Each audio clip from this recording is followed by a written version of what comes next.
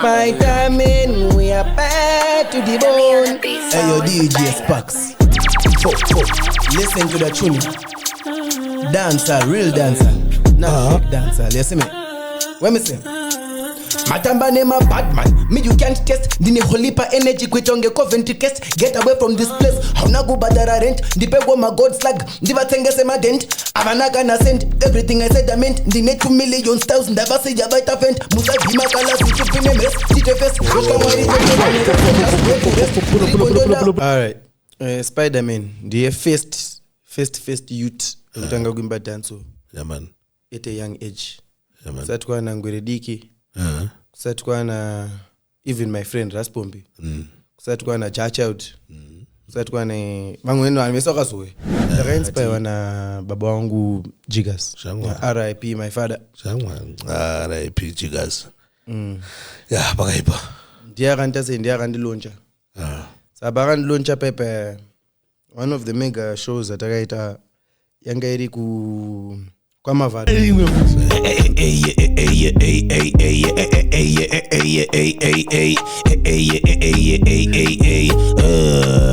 When missing I say some of them are worrying, some of them are do it, some of them are bad man in the street, some of them are bad man me deal every do it, and me deal them every do it on them boss up the beat. Some of them are things that them bad and them neat. Some of them are say them are the baddest thing. Bold lads by the way me pulling at the ring, when me pulling at the ring at the mucking machine.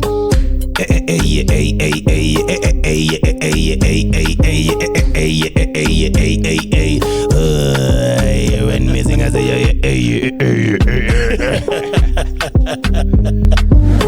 yeah man, one Spider-Man. Yeah man, full of style.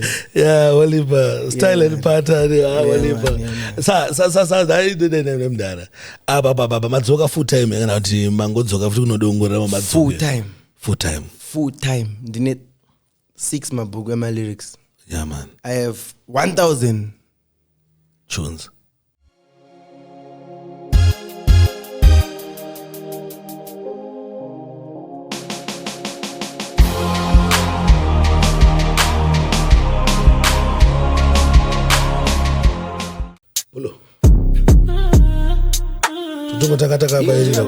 It's Spider-Man, we are bad to the bone. Hey yo, DJ Sparks. Listen to the tune. Dancer, real dancer. Not fake dancer, listen me.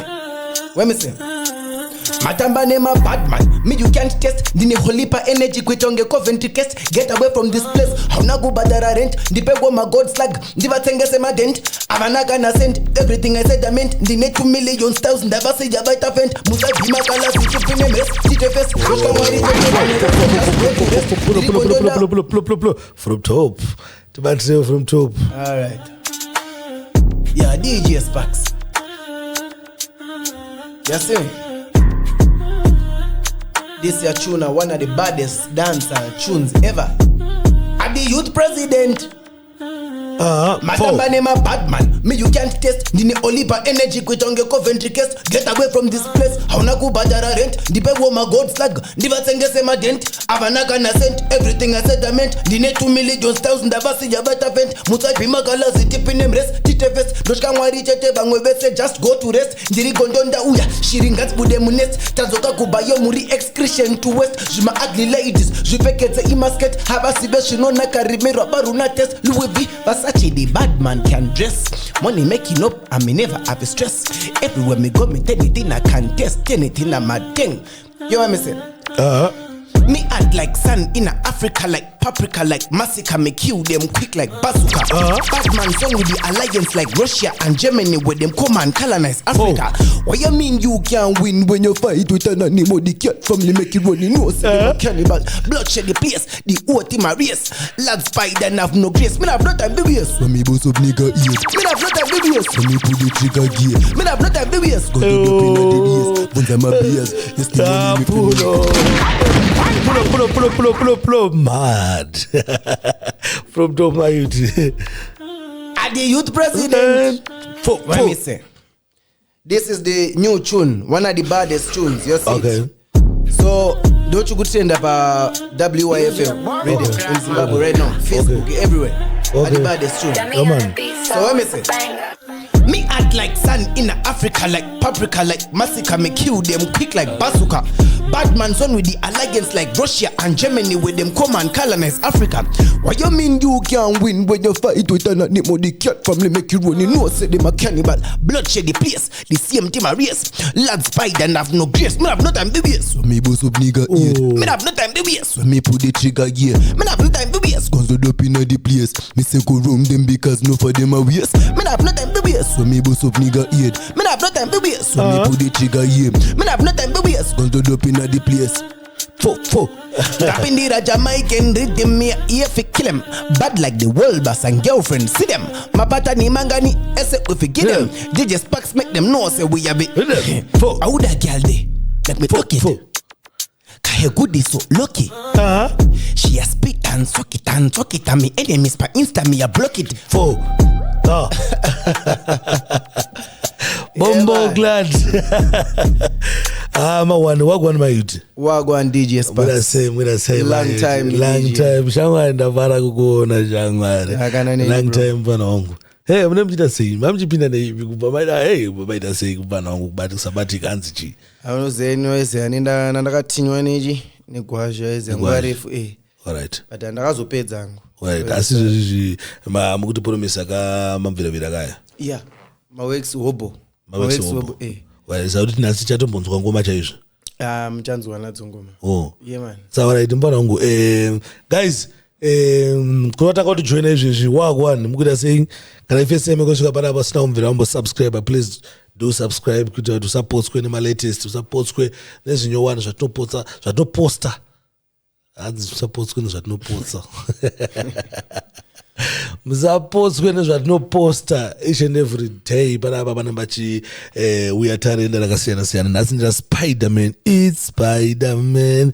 Saka tichange tichimbokuratidzai kuti zveshuwa wapfana vari bad kwete zvekunyepa. Saka tichanzwa ridhimu tichanzwa magoba but tichange tichimbokurukura mufara wangu nenyefa zvinhu zvati inenge ichifamba wangu paine vamwe mageto youth asi kukuziva unamboudza ka background kuti anonzi Spiderman ndiani kuti munyatsobatane nevamwe vanyowani. Alright. Spiderman ndiye first youth kutanga kuimba dance. Yeah man. At a young age. Yeah man. Kusatwa na Ngwerediki. Kusatwa na even my friend Raspombi. Kusatwa na Chachild. Kusatwa na vamwe ndo anmesokazowe. But nini pandakatanga it was 2009. Yeah man. Then, yeah, takata continuation 2009 vandazomomira but 2010 ndo pandakatanga kuita ma hits. Alright. Wakapesa na Winky D, Jiggers, Badman, Casporia. Mazuwa zvangu itike zvozvo like wakapesa na kubva maoko ma Godfather Temple man. Ndo pandakabva ndati ndabuda ipapo. Alright. After show ya Elephant Man. Then vandazoita ma shows ndakazolaunchwa kugala ndo yanga iri first show yangu. Alright. Gala iwachipingi kwanga kuna President Mugabe. Alright. So ndakaenda ikoko. Then from there, my second show was at HICC. Okay. I still remember those days. Ndo mazwana ndakanyorwa song na Nati O. Okay. Na Magical. Alright. Nati O na Magical. There's a time yaifamba vese. Around 2010, 2011. Alright. Dara. Nati O, I don't think I've got a trend because it's a very, very long time ago. Very long time. So ainzi Nati operator then na Magical wakanyora song yangu yakatotrenda imwe yanzi Spiderman zone ningeta man witness me one me back to the bone say a star is born the talent running in my blood was papa nandiri 10 years nazanda kugona nanyora wakaninyora song hiyo then andazomboona like from there up until recently. Alright. So alright. Saka iwo chakaita topinda music chi at that age. Ndakainspire na baba wangu Jiggers. RIP my father. RIP Jiggers. Yeah, pakaipa. Ndiye akandiloncha. Saba akandiloncha pepe one of the mega shows atakaita yanga iri kwa Mavado. Okay. Ndakazopiwa watch Namavana. Alright. Anakiro madziro wandani. na 20 iyo inenge anga anjaziye but I think it was in 2012. Alright. Vandakapewa watch na Mavado. Yeah, so my piece. But yo mayo to seal him like a spider. You deserve that thing. Yeah man, full. You deserve that thing. So baba nazana sikuitika but she ndakatombe chengeta for years. I kept that thing. So mazi sakubuko watch na watch mjoma. Nekufamba kwe time wise. Zvinozongoita sei? Ma perishables wise. No, guys, Spider-Man akura boys. Yeah man. So makuru mangana Spider-Man. Ndura 2000 and 26 is 26. Yeah man. Udobvumudza kuroora ke wakarora. Andirore. Why? Makazorora. Andirore because and masaka makazorora. Andakazorora andirore. Wise. Makazorora ere kati makazorora. Andakazorora andirore. Kwenda. Anchiri concentrate ne life.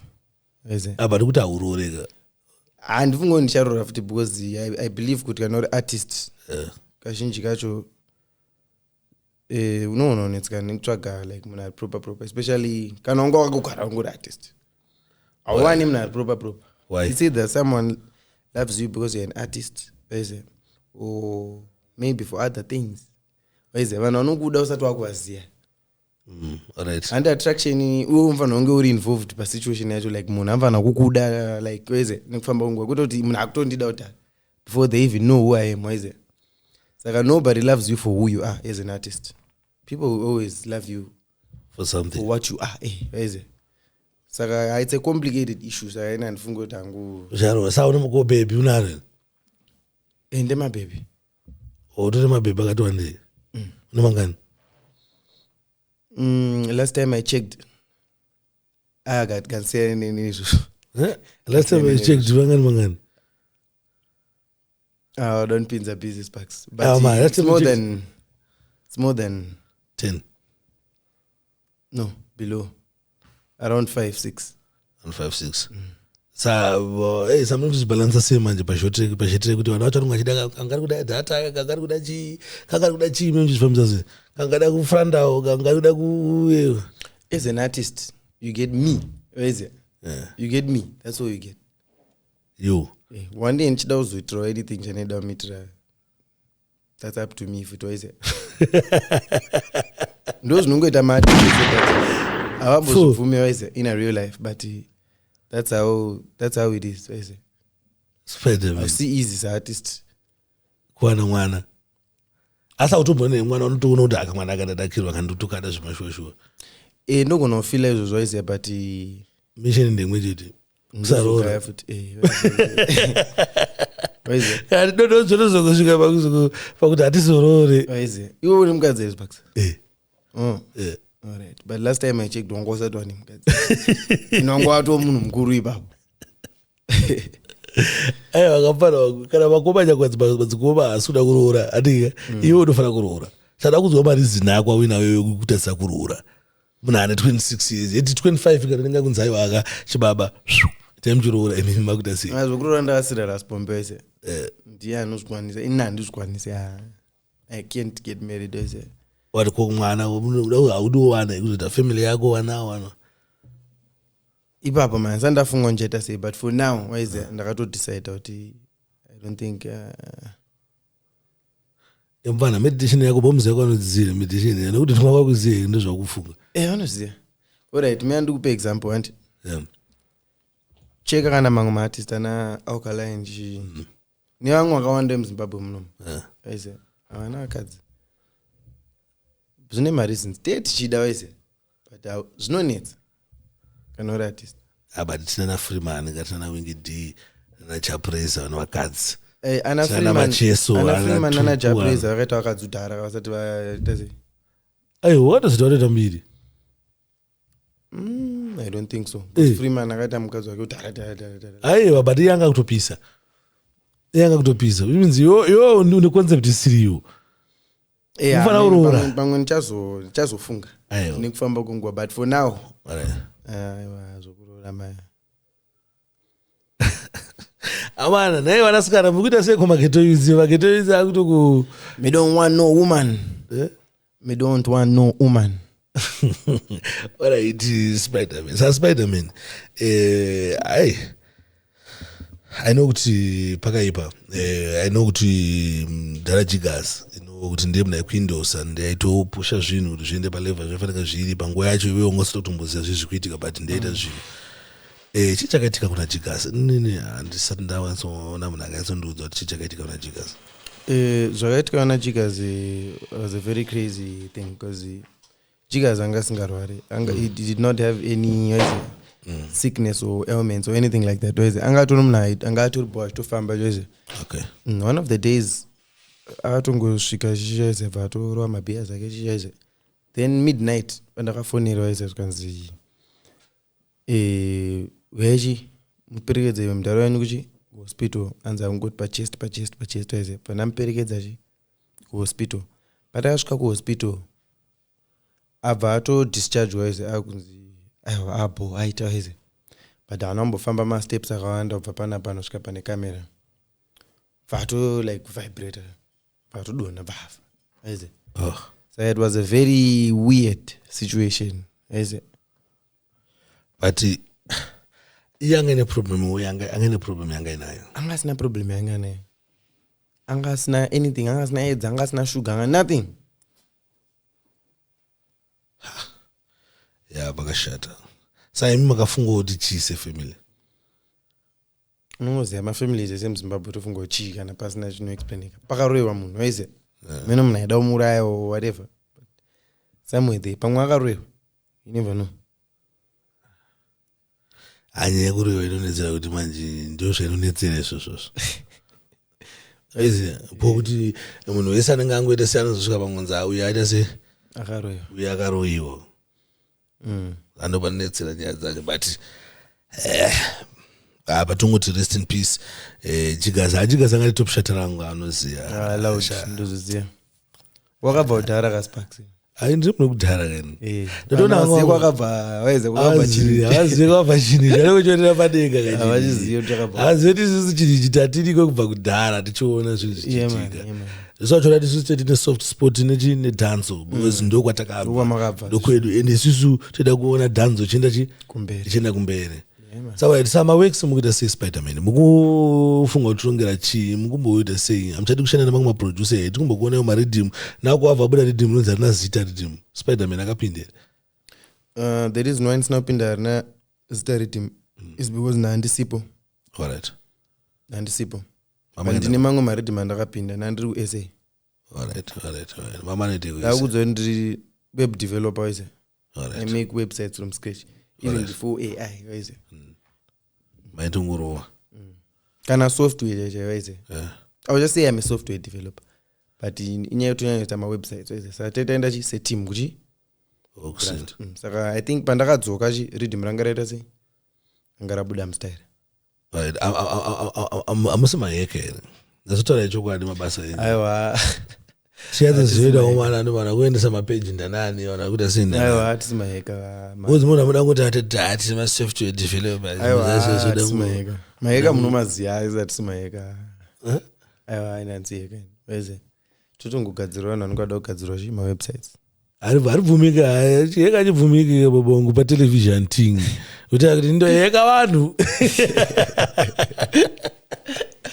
akuna zvinhu zvakadaro saorit Spider-Man ndikubvunza inini kuti mufana wangu iwewe ndaiziva kuti maibatika masekoma chikoro chacho ndo chamaita chachakusvikidza ikweyo kandii but iwo wakatadza ngobhalansa music zvese nechikoro uona chi kufa kuti wazita mudhara wangu wandikanganisa eze okay plus nandakanganwa password yangu yeYouTube saka wakazoita mageto idzi aiwa ijoke waize but zvinhu zvandaita waize zvinotora time yakawanda its very time consuming saka kuti uzonyatsobhalansa because vanhu vanofunga kuti kuimba waize kungoenda unomira pamberi pavanobva waimba but iwe unoziva kuti industry inofamba sei haungoimbi chete haungoti ndoimba chete waize kune magatekeepers kune zvese izvozvo waize exactly saka kana waimba uchazita sei music yacho unonoimba ubva ngurelease izvo saka ndozvina ndaifunga kuti maybe ndofanira kumira until a certain time ndamature enough kuti ndizive kuti how do I handle my gatekeepers. How do I handle my gatekeepers? Matana nyema gatekeepers kababa. Ma gatekeepers ari kwero, ma gatekeepers ari kuita sei. Ichi kuitika mune muchisira gokora zvelevel ripi. Ndabva kuti tawas achiti unogona kuisira ichi. Unotoisira ichi. Do zimdanzo yangu gara yakadaro ese. Kubva ichitotanga unoziva kuti it's all about sabotage. Izongotsikirira nebvunzi kumashows kudhara chaiko ka. Anangangoni mawana. Zvakagara zvakadaro. Abari mazuva anokwana social media kusisina zvimwe zvazvo zviku kwani independence waiza yekuti saka it's a new space, it's a new time waiza for new things. But imi muri kuona here muchipinda muchikombita mu school because new school izvezvi zvine na Hulingende na Junior Spraga hasi new school ari mwana new school but it's not new school, he was there but akakwasa kupinda mu new school ena madedido ona ngwaisiya madedido kudhara but tizongwati new school because pawakatakataka kuona pa space aisiya watongopinda se new school. Inini I think weze andisukupinda se new school weze but mukuona muri fiti kupinda bona wafana bozo wafana yori kuti kuimba kusukuti kuimba ka iwafana anenge achiti kuimba kungoimba tokosvika isisi bote sari deep takutoimba all right ndamzwisisa zvataura but inini handiti vati ndopinda here pa new school we have new school iripo yana na Madede ana Hulingende ini ndoafarira music yavo wakawanda ndoiterera singaita zara mufoni mangu but honestly speaking I'm just better is it? Okay, 4 better than who? Than the new school. I'm old school. The old school is always better than new school. You can't bring Dadza D here, is it? They know Dadza D just because you've been quiet for some time. They know about upcoming artist. Is it? I wouldn't call it disrespectful, but I see match. Where is it? You good is it? Do like in the old school. Where is it? All right.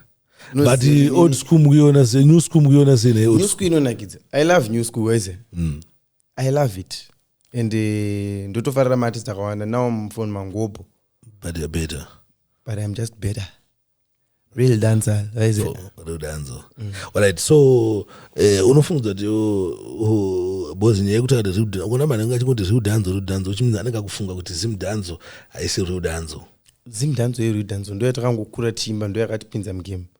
Saka kana njungoti real danzo ndokura izim danzo waize but it's just strong. The definition yakwe zim danzo de ipo.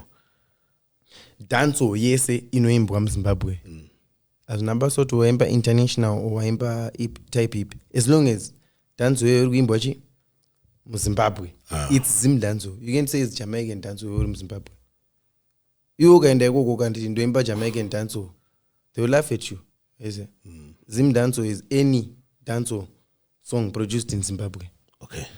So even mangungu nengwe say zim danzo is patango tangenge ngorichi some dance for I think you understanding it better than mangu madara and ndichiona njengo zviti helmet asinganzwisise temu ngori simbu why is here zim danzo why is here urati chi Spiderman pane mwe team yako yamotongori bheka dongori kuchukura pane team yako yazviti ma helmet team yema helmet ndiyangana na Dashoka na Irati ana Janozi vakawanda vafana yavo vaigona singaiti vairowa but vafana vamuona nje pane zvinhu zvakatadza kunzwisisa zviri simbu waziya vaipedza time andika vachifighta term nekuti zimdanzo chizvitori kuti ari udanzo andika but time iyoyo yafanira kupedza energy iyoyo woenda kusiti ngoma kune zimdanzo andika woprovira mafans kuti this is real danzo andikuona but vaibhizi kuti zvichapera manje izvo anakireta vachimaruva magudumugudi vavo vaitora mara yekunambijana waziya but havakomana ingoti isuti veri danzo plus vanga vari foolish zverevo rekufunga kuti kuimba chirungu international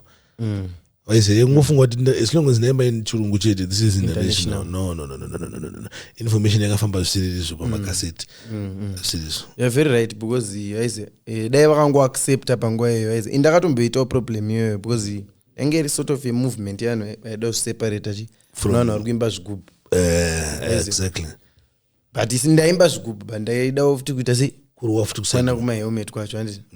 Saka pakabviswa gap rekuti kune vezvigubhu nechiti aiwa tilinge nawo history yemahelmet zvakauraya chi dance because dance rezvigubhu rinonakidzwa kudarika mahelmet. Ende kuzvigubhu kwakune vanhu kudhanzi kwakune mamwe marasta mamwe ayangasitona foni asati angachinakirwa nengoma idzodzo hatova nemari yekuenda kushow yako but angachinakidzwa nadzo zvikukuteizvozvo baba ongu. Saka pakarasikwa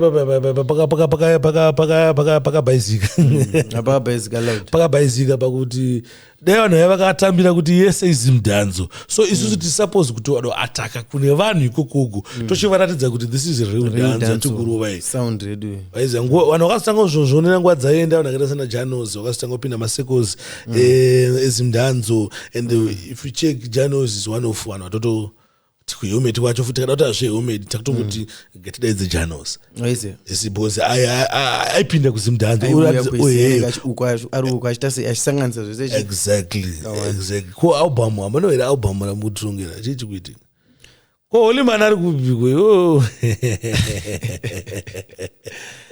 what Spider-Man Holyman ari kupikwe Holyman messenger Holyman anfuzoto ari kupiswa zvaise ini manje Holyman wabva nofona nezuro man big up Holyman hande wangu makazoita sei chichakaita nemusashande misa anjaziyana ndiri mfana waize yaminochaita tisashande tese muri mfana ndiri mfana Holyman big up Holyman Holyman hande wangu from long time but timboroenda ndi amene makambotipo dzimwe 2 kana 3 tombokurukura futi tichikufamba naro dhanziri saka yangu yekuprova zvatanga chambotaura pepe but I'm just exactly ndonguva yacho kuti chinzi kuti ubeta wacho uri papi. All right guys mawana give me the rhythm. Yes. Yo, DJ Sparks. Hey, Russian. Sweet girl, Melissa Wagwan. Welcome to the bad man. Skinny tooth, baby, have some fun. You know, lad Spider, give me the man. Sweet girl, Melissa Wagwan. Bombo clat. Mawana. Guys, muri kuzwere ndandizo. My youth from top. Where me say, yo, at the youth president. Listen to me, real fans them. Hey, You Russian. can't start a fire, yeah me bad like the Messiah. Level higher, full of color, you can even ask Tala. Yeah me full of cash, 1 million, me fi stash me bank account for true thing, me a no liar. Sweet girl, Melissa Wagwan. Welcome to the bad man. Skinny tooth, have some fun. You know lad Spider, give me the man. I'm all about the money, musa nuze to my stories. Ndiri kuba kugeto saka grind, yeah I'm on it. 3 figures, my show man, ndiri kumadari, my profit. Anja fantasize and I walk it like I talk it. I'm talking big things, big dreams. Bombo glad from top. A big should play twice, thrice, or even more. Yo, where me say? Ndikuda nane chinja kukampinza.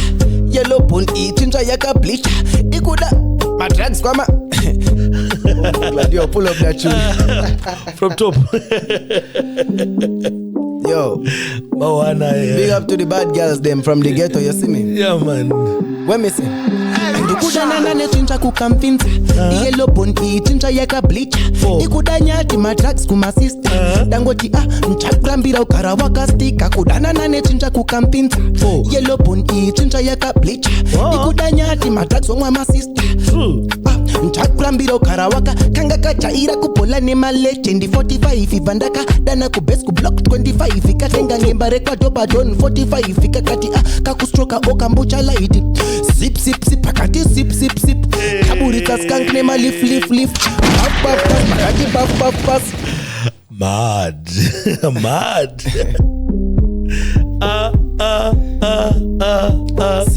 Sip akati sip kaburita skank ne ma vakandibvunza kuti nendisina kustika ndikata ndrove ma drugs kana dombo ndimbobika tenga black label bwebindi mboridza gita kabva kamwa bootleg karova ichidzika katanga tema kakazvitinya hanzi kuright kuna officer kuleft kune spinya kumanyira mudrain hanzo koyo nemabinya ndikati chimbomira baby umbo nditambira quick free jina pum pum cleaner. Upper ghetto youth are the pum pum killer. Tracks them killer, bad man sinner. Pum pum so tight, I me fuck it to a nighty. Kabakatin do the hot cakes, hotty piesy. The moons up a ghetto room, mango mune lacy. Real ghetto life, so you really gotta strive. Real ghetto life, so you really gotta strive.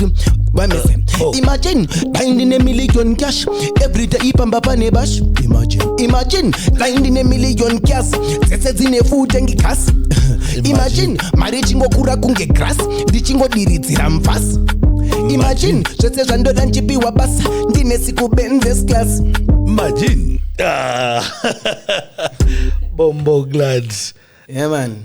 Wana jimpa nangu. Pada manonangu anchita. Pada ngoma wale patko patanga upinda rhythm. Pull that tune here. Pull that tune here. From top. Alright. Me other this is a level. I full of color, you can even a stellar. Give me full of cash, 1 million me fi stash me bank account for 2 thing me a no liar. Sweet girl, Melissa Wagwan. Welcome to the bad man. Skinny tooth, baby, have some fun. You know, let's buy the give the man. Sweet girl, Melissa Wagwan. Welcome to the bad man. Skinny tooth, baby, have some fun. Spinny tooth, baby, have some fun. You know, let's buy that me got the man. Yes, me got the money, check the transaction daily. Yes, me got the money in the section, wake up early. Yes, me got the money and the girl Muffy call me. Yes, me got the money and me got the money and me got the money. US, me got the money. US, me got the shorties. New girl, new chick. Yes, let's buy that. Yes, me got the new king. Sweet girl, Melissa Wagwan. Welcome to the bad man. Skinny tooth, baby, have some fun. You know, let's buy that. Give the man. Sweet girl, Melissa Wagwan. Welcome to the bad man. Skinny tooth, baby, have some fun. You know, let's buy that. Give the man.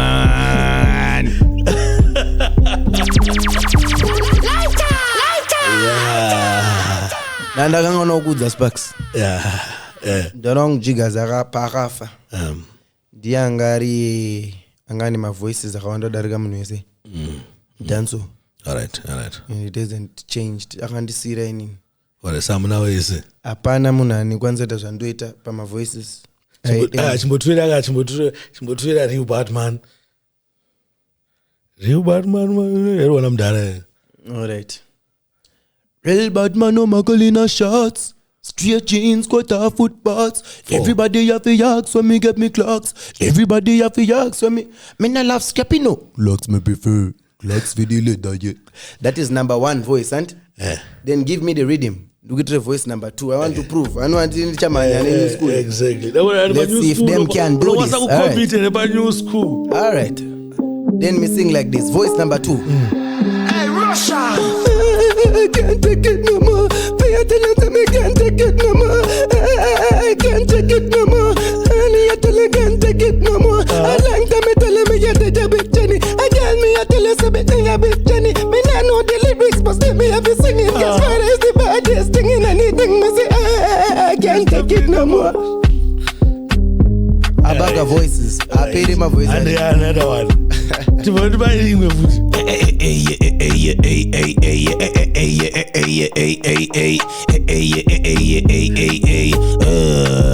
When me sing I say, some of them are worrying, some of them are do it. Some of them are bad man in the street. Some of them are bad man, me do lose every do it. And me do limbs every do it, when them boss up the beat. Some of them are things that them bad and them neat. Some of them are say them are the baddest thing. Both lads by the way me pull in at the ring. When me pull in at the ring, at the mocking machine.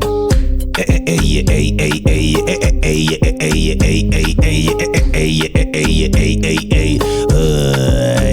me sing I say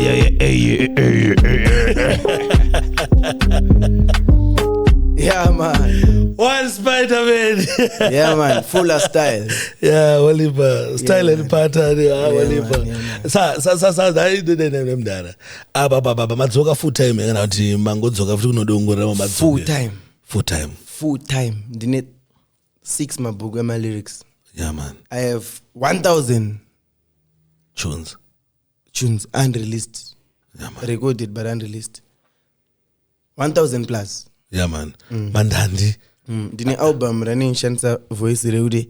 Zamani yo. Why is akawanda? Nirimere kuti aiwa zvoda kurimba iro bosong yacho isiri ready imwe yacho yanga ndakagadzirira ndatadza kuigadzirisa because my lyrics acho are too fast. Okay. I'm the fastest too, but I wanted to go faster. All right. So ndida album re voice roro ndoita album re voice rangu ndoita album re voice rangu rakudhara like album azobuda anenge ane ma different voices yoti masingaziva ngono ndi AI but ameno kuti zvandaita izvi AI bana AI asi kudhakwa mukudhakwa nei ndomwadoro chete sure ndomwa Black Label chete ndo kotumbanje andambobvira ndawana time izvozvo mbanje dombo brongo ndombowana time andombozive zvinotesta sei. Alright. Andombozive asachingodze mayuzi kuti say no to drugs. Say no to drugs, drink more alcohol and let it flow. Yes it. Mageto yusi baba mageto isana ngagumbuka sambana wangu tichine mamwe ngomera apa unangorwa futi kana kuti mutomirira kuti masina abuda rina masina abuda so far pane rakatobuda udhara riri pa YouTube nepa Facebook. Pa Facebook I think iri kutotrenda pa Facebook. Okay. Then pa Instagram iri kutrenda futi raitwa na Levels. Alright. Yaitwa ni Choose Sport ni WYF Rhythm. Okay. So number me can start a fire me like me say level I have like shishirede. Then kune rimwe futi ndiripo pa Rhythm rinyowa rikubuda manjira Passion Java na Levels. Alright. Ngangurwa Rhythm. Alright, ngangurwa Rhythm. Pane bad tune. Alright. Yeah man. So then ndo akufana kubuda then pane Rich 3 is a prize because it's totally different style. Okay. Right, some nobatika papi masina mwanika papi masina esa. Alright, pa YouTube, Instagram, Facebook, Spotify, iTunes, Audiomack. Anyway, pakanzi Spiderman Zim Dancer. Spiderman ina SPYDERMAN. Spiderman Zim Dancer zvakabatana. Alright. Yeah man. Unaanza believe on ndibana Zim Dancer wacho. Yeah man. Alright, amsima kaitange. Ndakapindira pakati wese because inini pandakazouya like zvenambotaura before panga pane vanhu vanga vauya kudhara anga vakawanda wese so I can't say I started it chandongoziva nje kuti yakabva kudhara chete but I didn't start it. Right, but the founder Levels wangu walibere nguva yacho. Levels atanga kudhara. It's okay. Hapana kutaura mfano. Levels natanga ngumuziva kudhara like way before kunana 2010. It was a DJ and the producer as well. So andiziye kuti ndikwanise explain kuti is the founder or not. I'm not in that position because inanda kuzonda kapinda chi yapakati. Andiziye andisukwata. Andisukwata. Mena afraid no man, is it? Mena afraid no man. Ungaitaurire kuti Levels asiriye. Ndoitaura but alright. Kana asi Levels who is the founder?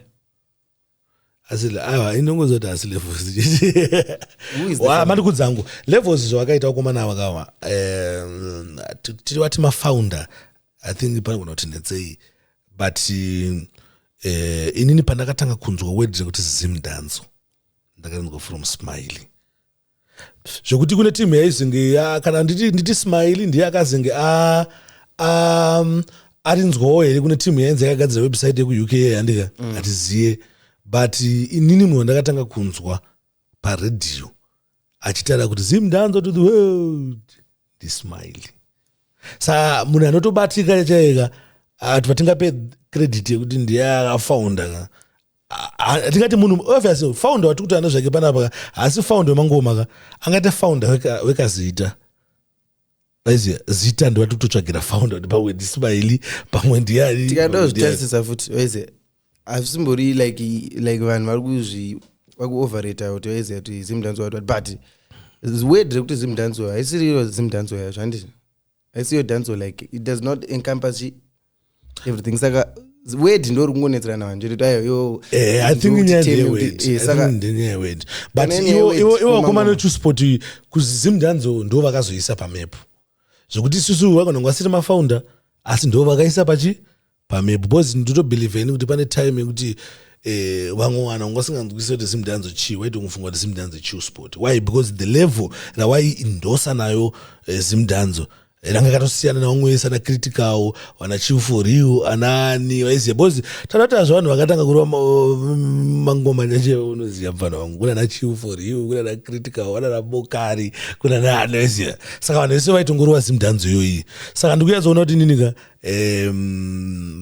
inyaya ndeye kuti zita but from maonanoita levels akaisa levels and chief sport family fantan and wangwana ngwaripo panguva chepapo wakaisa pamepu waiziya wakaisa pamepu ndanitori mudiki zvotani ndina explanation ngwari mudiki mfana plus iwe unozoenda kustudio kwalevels kanosvika ikoko chona mukuru chiti mfana wangu handisi ndakatanga here nomdiji aiwa tombotaure nyaya asi chimfana ndaona kwaSparks uchiti handisi ndakatanga handisitini here ndakatanga nomdiji unopeza ndangokudza view yangu aiza because pandakapinda chinhu ichi handambobvunza zita chinonzi chi because I was young. Remember, I was 10 years old. Time ngoma tu woma ngoma. Ndo Simdanzo. Aize. Sidosa kaona nyaya za handizipindire because I was in the middle aize of chinjacho chese. But levels vakaisa chinhu pamepo. It's undeniable futi. Ungasoti wakura kapo. Ndakura. Pakona yakuiswa pamepo newakoma na Chief Sport. Ndakabva ndatojoin now. Lokabuda maitsangu maketo itsitidzo nzira dzavakoma saka I can't trash futi ngoma wangu aize nenyaya yekuti dofadza vanhu vangu vari kumashure azinombondipa chieniyo futi aize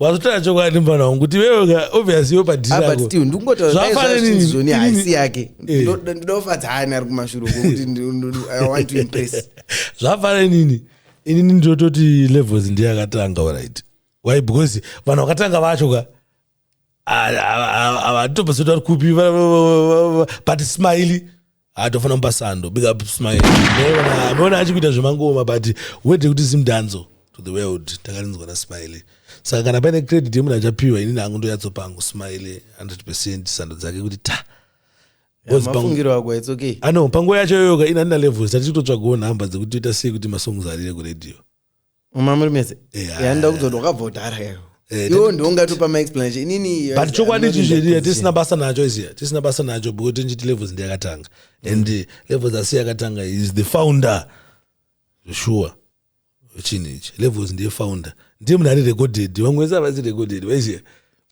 zvava izvi zvakaitika mfarwa kuti tozotakautana pachinhu pachakatanga kurekodwa pasi sa ine sense yekuti zvakatanga kunyatsorekodwa pasi chachaizvo zvatika I think ana levels ndoatoita yakaita but still hazvina basa zvokuti ikatangwa nani man ene mfana wangu amene uchine zvimwe zvangada kutaura nemafanzi nemfana wangu ndanzwa kuti wadzoka ende kutipromisa mabvirawira which means tichatanga kunza maalbum angu achitaura pane zvimashows makutoita here kana kuti muchimborwa mashows tatagara achingoita hedu aise nyange muri kuchikoro rida mari aise